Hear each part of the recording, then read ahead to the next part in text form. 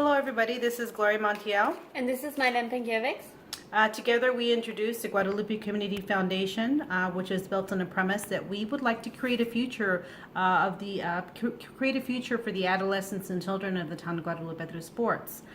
Sports is directly linked to academics, and based on our research, we found that is a great benefit to them, and that is the whole reason our foundation was created. There are a number of issues that surround the town of Guadalupe. One, it's a poverty-stricken town. The median household income is roughly about $29,000.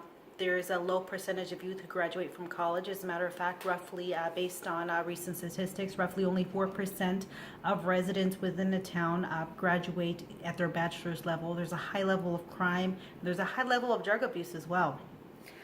So we wanted to address these issues through the creation of our organization, mainly to provide the focus for kids to be more engaged with sports.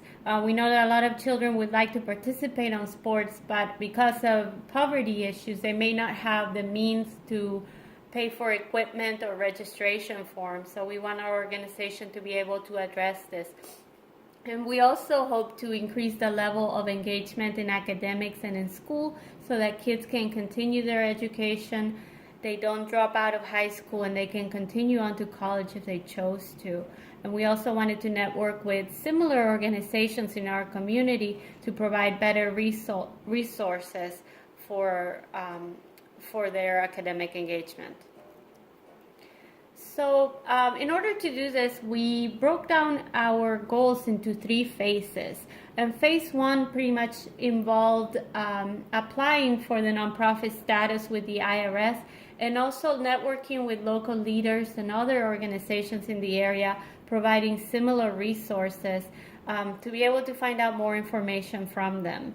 On phase 2, we actually wanted to begin soliciting funding from more established corporations, and by September of 2017 we want to be able to enroll at least 100 youth in their sport of their choice and to begin to provide them with the educational resources for them to have more academic successes.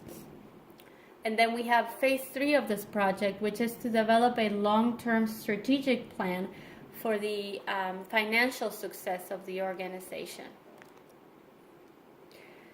So what we did in our entrepreneurship project was to do a few experiments which we consider low cost and low risk. And actually 3 of them on phase 1 are listed here. The first one was to network and to gather information and support not only from organizations, but we also reached out to political leaders. One particular leader that we reached out to was the town mayor of the town of Guadalupe, Valerie Molina. When we reached out to her, she was in great. She supported our program in a number of different ways. One, she provided us with a support letter. She also explained to us that she's willing to provide us with any resources necessary to continue with our organization. She thought it was a great idea. She saw the need, and in turn, again, provided us the support letter to ensure that we receive the adequate funding needed for our program. We also reached out to another organization, the Arizona Community Foundation, spoke directly with Gary Dokes, who was the Chief Investment Officer of that organization. He provided us with information as far as funding, how they organize their funding on their end, and ways of managing funding. So that was a great resource there. He also has provided us with information and said that he is willing to be our mentor for this program. Likewise, Valerie Molina will also serve as our mentor for this program as well. We also decided to do some outreach or experiment with some outreach. So we began a little bit of a social media campaign. We created a page on Facebook and started sending it out to all of our friends that we know and asking them to spread the wealth or to share the knowledge of what is coming up for us. And we also networked in a similar fashion with similar organizations. Now, with funding, we also developed the operating budget for our foundation just to understood where we're sat at, where we're at, what was needed, and exactly what was needed in terms of funds to create this program or create this 6-month phase. And to do that, we also created a GoFundMe account. The GoFundMe account was specifically created to purchase the 501c account, to pay for the application fee for the 501(c) account that would allow us to begin soliciting funds from other organizations or submitting grant proposals, or again, other corporations that are well established. And then we did some experiments regarding phase 2 of our project. We developed a lot of application forms and forms to qualify the 100 youth that we want to have enrolled in our program. So we developed some forms to solicit participation from children that would be interested or teenagers that would be interested. We developed the forms, and we developed some guidelines for them along with a survey to begin testing them to see at what level they are truly engaged in their academic activities, and to what level they are engaged with sports, how much they would like to participate. And we want to have it as a mark, as a start to our program, to be able to know if we do this in 6 months, where are these kids after they've been funded by us to begin sports. Some of the most important lessons that we learned in our risk-taking activities are regarding networking and gathering of support. We realized that by networking with similar organizations, we could have a better outlook regarding our finances. This is something that neither one of us has ever done, and is extremely helpful to be able to talk to people that do similar kind of work, to know where we stand with the finances and how to set up long-term goals. Now, another experiment that we did is we created a social media campaign. We created a Facebook.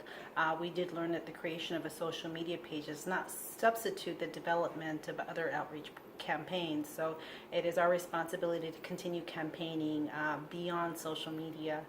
We also created a GoFundMe account. And with the GoFundMe account, we realized that you have to have a good strategy and support system in order to be successful with that. Just because you set up a GoFundMe account doesn't mean that money is going to be pouring in. It is our responsibility to create that support system by campaigning and reaching out in a number of different ways. And that's right. One of the main things that we realized by doing this is that that just mainly provides the basis for what we need, but we probably need a lot of creativity in how we do our outreach to people. How do we get them engaged? Because just a page on Facebook or a page on GoFundMe is just not enough. Another thing that we learned is just very important through thinking through this process about development of certain forms and criteria for application of these students for our program, is that it's very important to have a baseline, and it's very important to continue to approach our goals in a very scientific manner. So we decided to start with a baseline to be able to grade kids, or to see at what level they are engaged in their academics, and whether there is or there isn't an improvement to our programs, and if down the line we need to make any sort of correction to our processes, we can. So we'd like to thank you for watching, and please reach out to us if you have any questions. We've enjoyed this class greatly, and we certainly look forward to doing this. We're very excited to begin this project, and we're actually really excited that this class gave us the means to be able to think about it and to start doing it. So thank you. Thank you, everybody. Have a good day, good night, good morning, whenever you watch this.